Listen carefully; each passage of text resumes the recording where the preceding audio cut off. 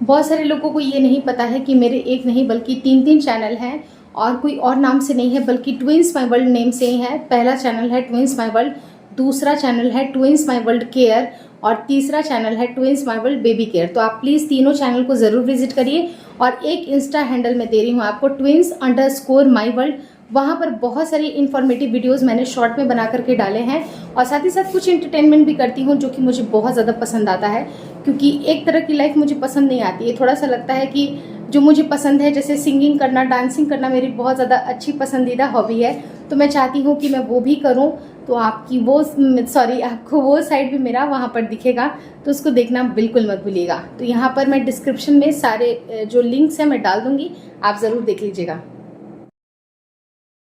आज की इस वीडियो में हम लोग डिस्कशन करेंगे कि इम्प्लांटेशन क्या होता है, इम्प्लांटेशन किसे कहते हैं, और अगर आपके शरीर में इम्प्लांटेशन होता है तो उस समय आपके शरीर में क्या क्या संकेत होते हैं, यानी कि कैसे पता चलेगा कि शरीर में इम्प्लांटेशन आपका हो चुका है।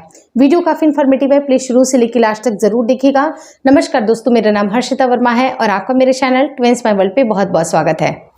सबसे पहली चीज़ क्या होती है कि जब भी महिलाएं कंसीव करने के लिए ट्राई करती हैं, वो हर एक महीने ट्राई करती हैं और अपने ओव्यूलेशन डे का ध्यान रखती हैं, क्योंकि महिला के शरीर में निकला हुआ जिस दिन अंडा रिलीज होता है उसी दिन को हम ओव्यूलेशन का दिन कहते हैं, क्योंकि उनकी दोनों ओवरीज में से शायद कभी राइट में से या कभी लेफ्ट में से, यानी कि किसी मंथ आपका राइट ओवरी से भी अंडा रिलीज हो सकता है और किसी मंथ आपका लेफ्ट ओवरी से भी हो सकता है। यानी कि किसी भी चीज़ का फिक्सेशन यहाँ पर नहीं है कि आपका राइट से ही होगा या लेफ्ट से ही होगा। कभी भी अगर फॉलिकुलर आपका मैच्योर होता है और ये पूरी साइज में जब बड़ा हो जाता है, 18 से 20 mm का हो जाता है, तब ये अंडा फॉलिकल से निकलता है, रप्चर होता है।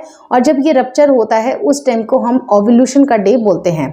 ये जो ओव्यूलेशन का डे होता है वो महिलाओं की मेंस्ट्रुएशन साइकिल के ऊपर निर्भर करता है। महिलाओं की मेंस्ट्रुएशन साइकिल नॉर्मल केस में 28 से 30 दिन की चलती है, लेकिन अगर ये लॉन्गर केसेस है, अगर टाइम लंबा खिंच रहा है तो आपका ओव्यूलेशन भी कुछ देर के बाद से ही होगा, लेकिन अगर आपका शॉर्ट पीरियड है तो आपके ओव्यूलेशन भी पहले हो सकते हैं। अब रहा सवाल कि जब भी अगर ओव्यूलेशन होगा, यानी कि महिला के शरीर से अंडा रिलीज होगा, उस टाइम पे अगर आप रिलेशन प्लान करती हैं तभी जाके आपकी प्रेगनेंसी रुकती है।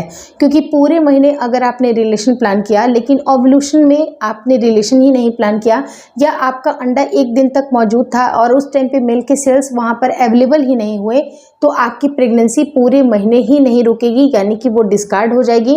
अगर एग्स रप्चर हो गया, वो जिंदा था एक दिन तक और उस टाइम तक आपने अगर मेल के सेल को प्रोवाइड करा दिया तो प्रेग्नेंट होने के चांसेस बनते हैं। लेकिन एक बार अगर सेल्स भी प्रोवाइड नहीं हो पाए सही टाइम पे और अंडा डेड हो चुका है, तो आपको ये पूरे महीने आपका गर्भधारण नहीं होगा।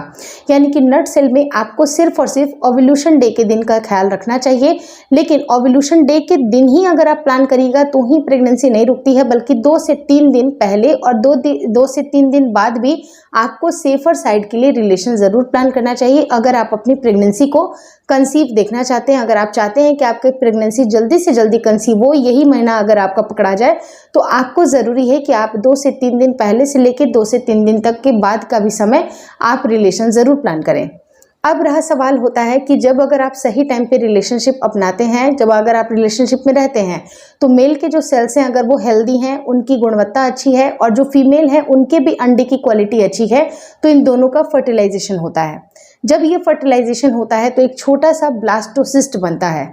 ये जो ब्लास्टोसिस्ट होता है उसके अंदर न्यू नंबर ऑफ सेल्स होते हैं, यानी कि पहले 2 सेल का डिवीज़न होता है, फिर 2 से 4, 4 से 8, 8 से 16, इस तरह से उनकी मल्टीप्लिकेशन चलती रहती है।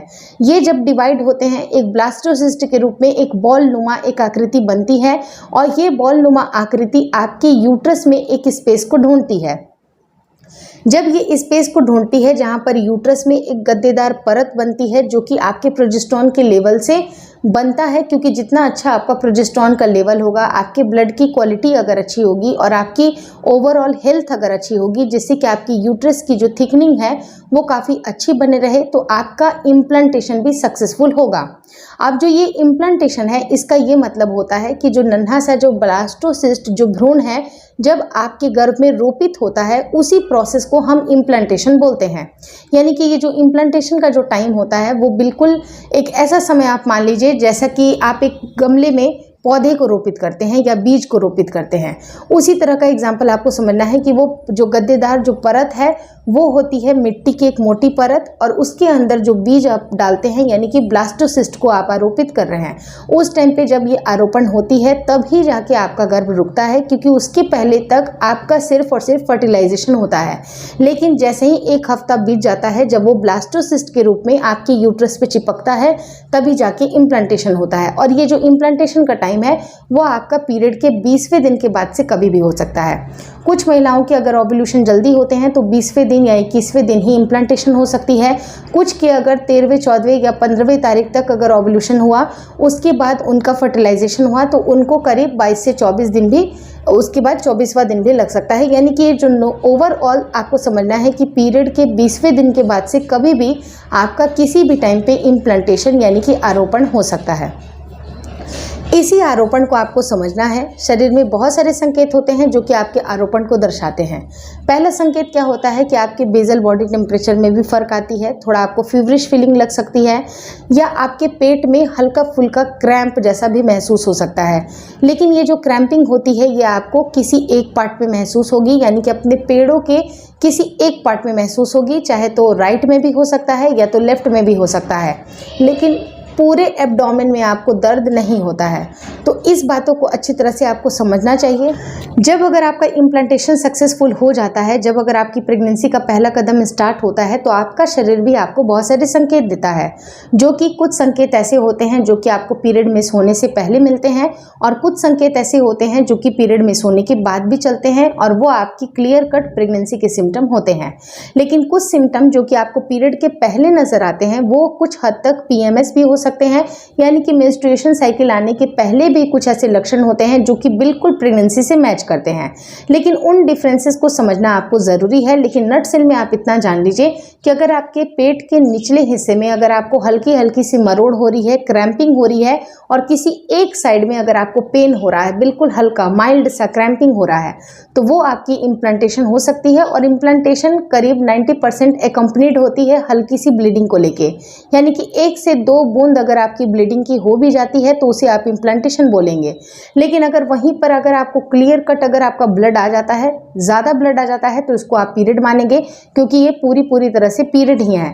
तो इन दोनों ही डिफरेंसेस को समझने के लिए आपको नट सेल पे एक वीडियो को देखने की ज़रूरत पड़ेगी, जहां पर मैंने 3 ऐसे डिफरेंसेस बताए हैं जिससे कि आप PMS के सिम्टम को और प्रेगनेंसी के सिम्टम को डिफ्रेंशिएट कर सकते हैं। तो 3 ऐसी चीज़ें हैं, अगर वो आपके शरीर में दिखाई दे रही हैं तो उसको आपको समझ जाना चाहिए कि ये पीरियड आएगा या फिर प्रेगनेंसी रुकेगी।